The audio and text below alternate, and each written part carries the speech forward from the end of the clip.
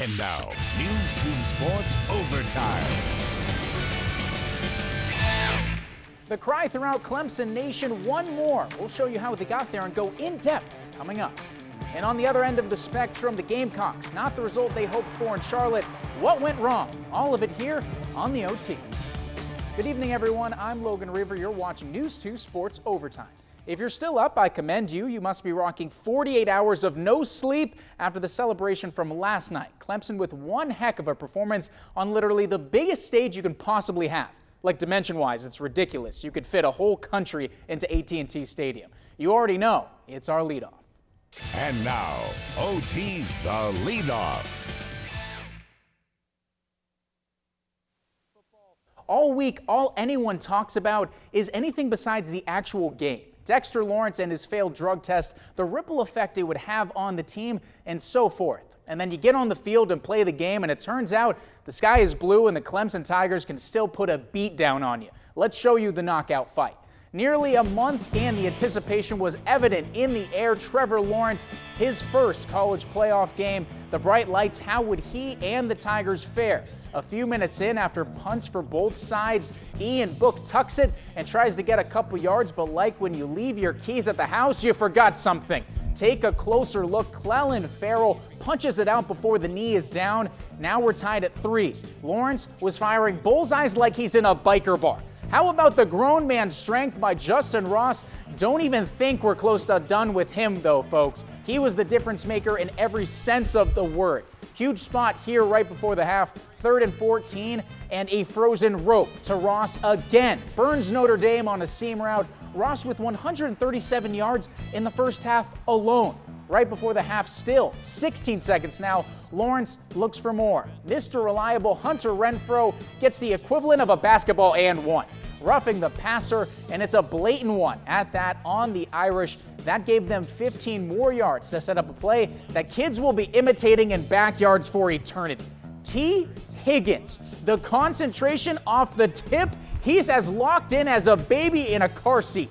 Take another look. That made it a 20-point lead at halftime, and we go back to the defense. They were stellar, just like that catch. Even without big number 90, Book is going to misfire, and Nolan Turner snags the theft. As we know, Notre Dame are now 0-6 in BCS games since the late 90s, and their fans going, really? Again, we're doing this? This was the capper, though. Call your granddad because somebody let the horses out. The Stallion Travis Etienne, talk about a house call. He just about woke up the whole darn neighborhood. 62 yards of straight up daylight. The party is on. 30-3 your final. The boys had to make a trip for the Gatorade bath, but they finally do get Dabo. News 2 sports reporter Brianne Welsh was in Dallas and wrapped up another historic night for Tiger Nation.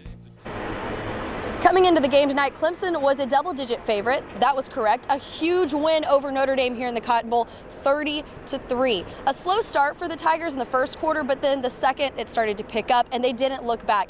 Now, despite the loss of Dexter Lawrence, the Clemson defense showed up in a big way, and that you can see because they didn't allow a touchdown from Notre Dame. And there was more big news. Travis Etienne, he is now the single rushing leader for the Tigers. The 62-yard touchdown that he had put him over the edge. He only needed 64 yards coming into the game, so you could say he kind of blew it out of the water. Now, Clemson's used to being on a big stage. They're headed to another national championship game, but guess what? A big win in a big game never gets old. It doesn't get old. You know, we work so hard, and to be able to reach the top, we're not all the way there yet, but we're getting there, and you know, hard work pays off, so we got one more left. We put the work in. You know, we came to play. And we just dominated the game, man. I don't know what else to say. It's still a little unbelievable.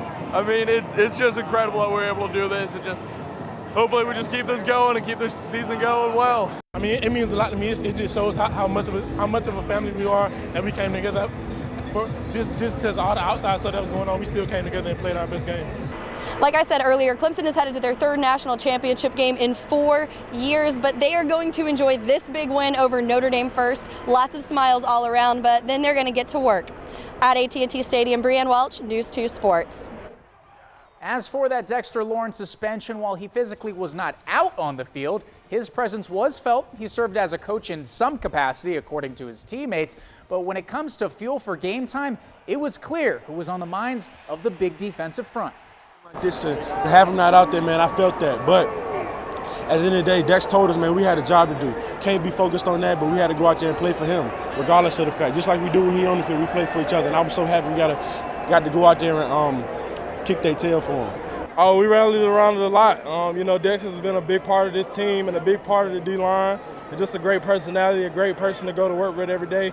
And for him to not have the opportunity to compete today because of a drug test, you know, it kind of hurt him a lot, and it hurt us too. But, you know, we were able to just rally together and just play for him because we know he didn't have our opportunity to play, so we had to give everything we got for him. Hey, man, you know, when we heard Dexter wasn't going to be able to play, man, this was an opportunity to make him proud, make everybody proud that supports me, man. So that was my goal when coming into the game, just making people proud that supports me, that have been there for me since the start.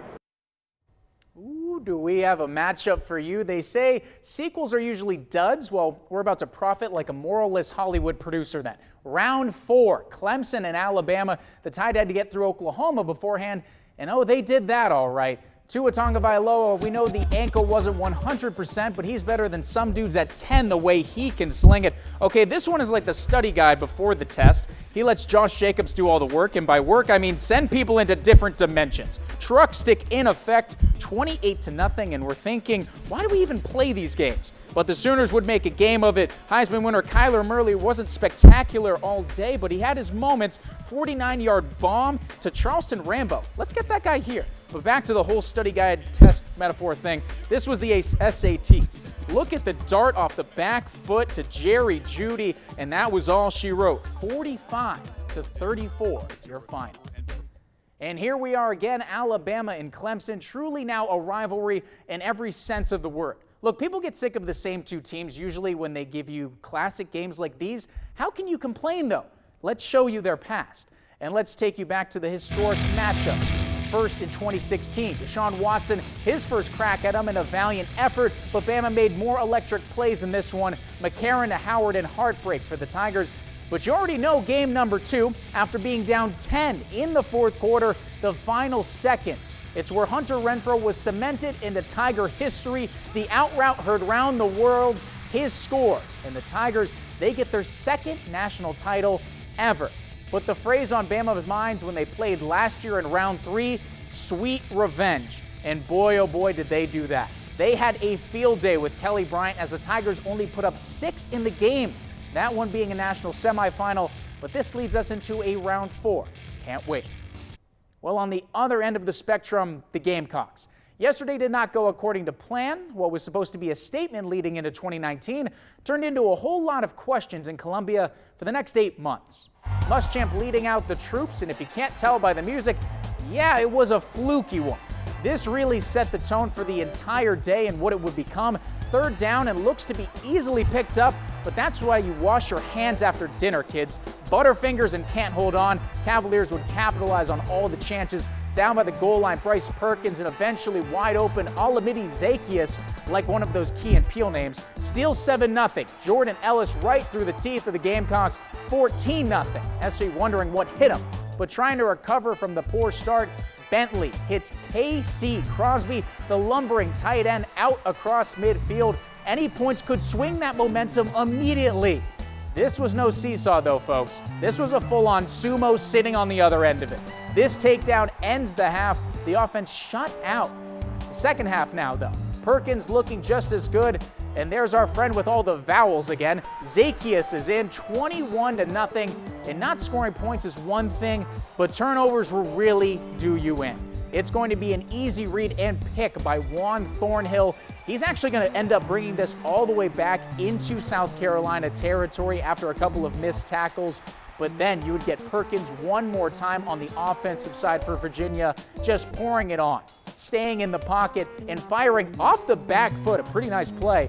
And it's the final word of the spelling bee in the end zone one more time. His third, 28-0. We said we'd go in depth on this game, and that means all of it, unfortunately for you. Bentley throws another interception, and that would be the capper of the no-points train. South Carolina is shut out for the first time since 2006. Virginia wins a bowl game for the first time since 2005.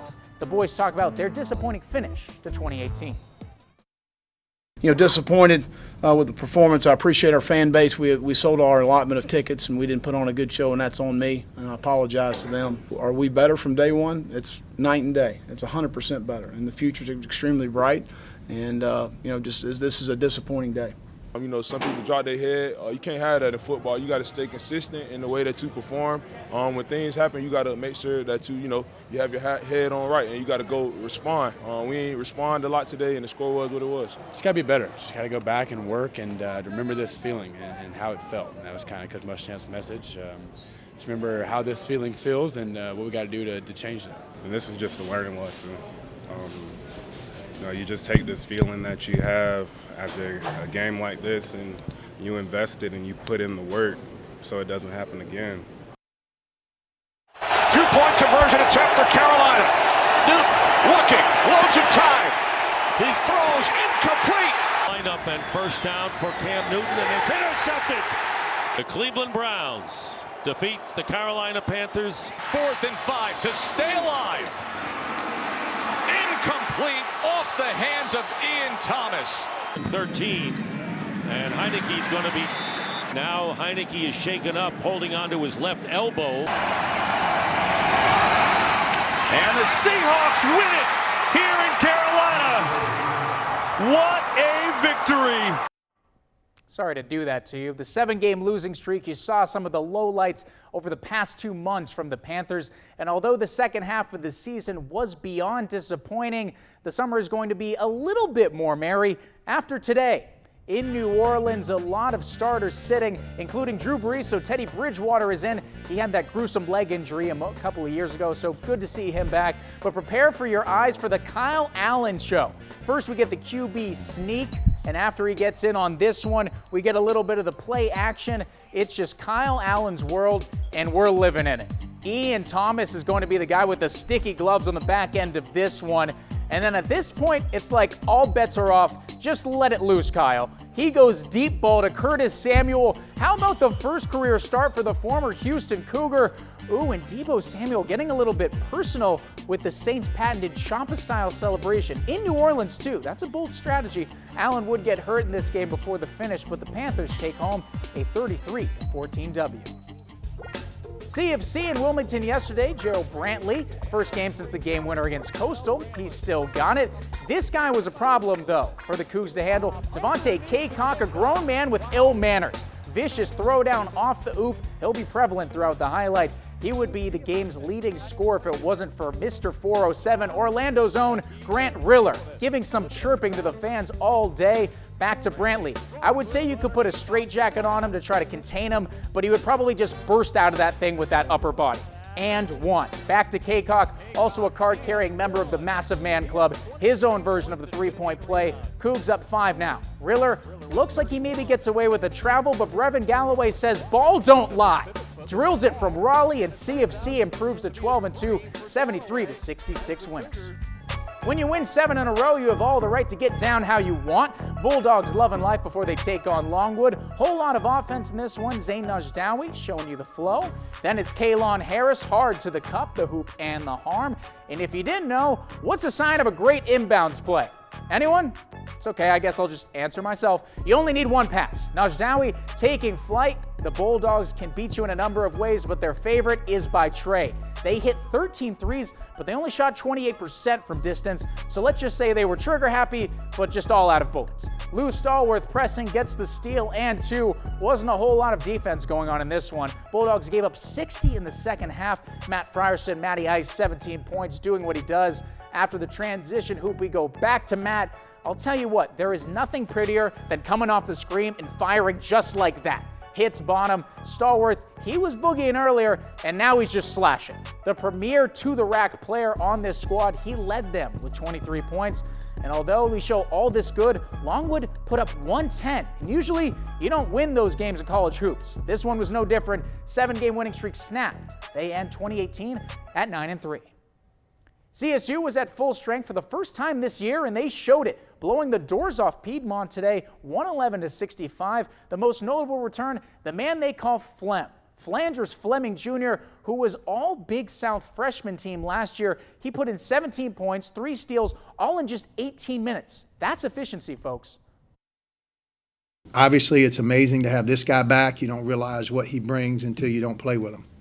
And the energy, the character, the enthusiasm, the length, the basketball IQ, the ability to score, the tenacity, the fearlessness just becomes contagious.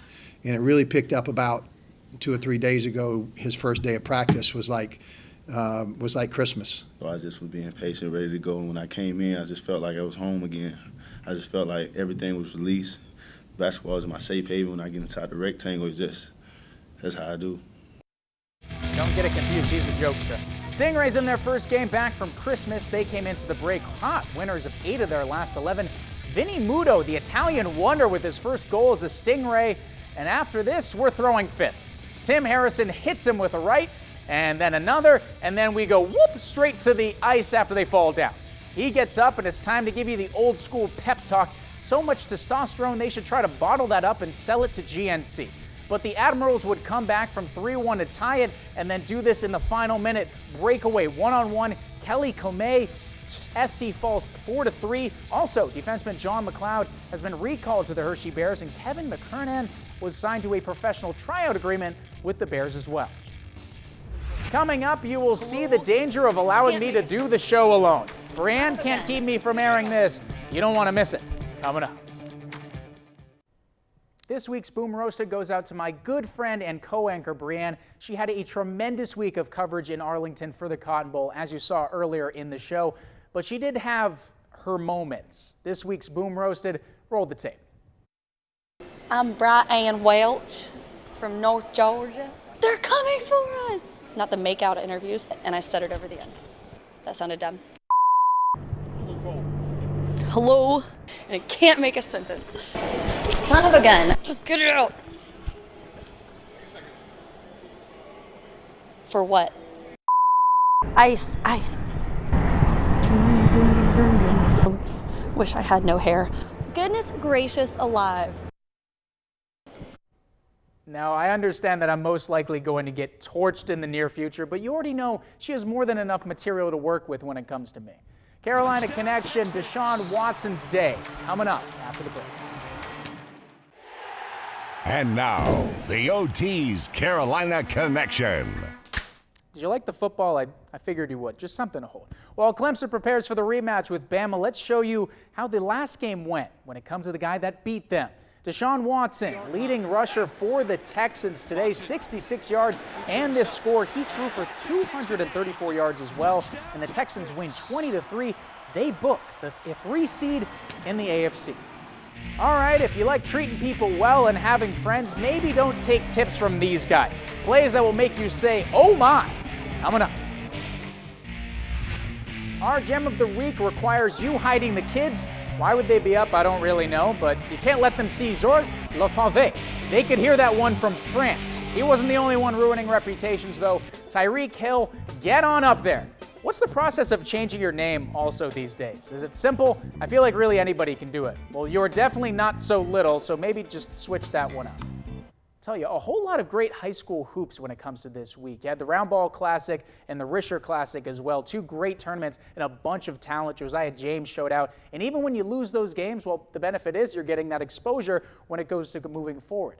As for things to talk about this week, well, we know it's the NFL playoffs, things that are patented. You saw here on Sunday Night Football that the Colts will be the team in for the AFC as they won over the Titans. But the main story comes out of the NFC. You have the Eagles back in the playoffs after it looks like they were dead in the water just a couple of weeks ago. But that's the beauty of football, folks. Every week, you never know what is going to come. And also, you don't know what's going to come next to me when it comes to a co-anchor. So people have suggested a dog, maybe, anything besides another person. But for now, you still got me.